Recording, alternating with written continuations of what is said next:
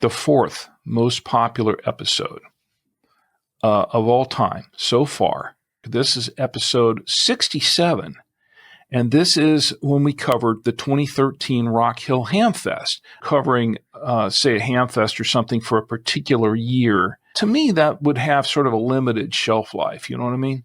But this one has been, it still gets a lot of downloads. I mean, why would someone listen to a episode about a 12-year-old Hamfest? I mean, Rock Hill Hamfest at that, which is, that's our local Hamfest. But yeah, in the big scheme of things, it's a pretty small Hamfest.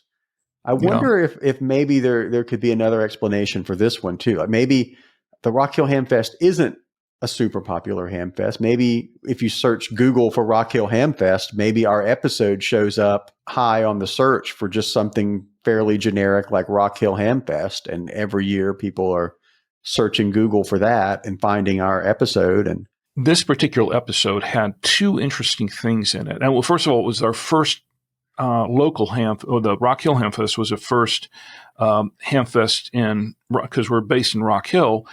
That was the first time we had ever gone to that one. That was not our first Hamfest, but it was the first one that in our town that we'd gone to, and attended and was actually part of. And that's where I interviewed the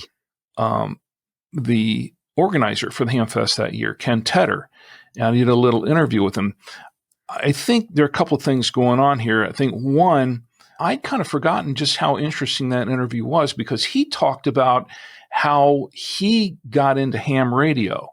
And it was a very interesting story. It was a little different from how I kind of thought it would have gone. But the second thing about this episode that stood out to me was that this is where we did the product. We were still doing the product reviews. We did a product review on a Baofeng radio. I'm trying to remember which one it was. It was not the UV5R. It was one of the offshoots.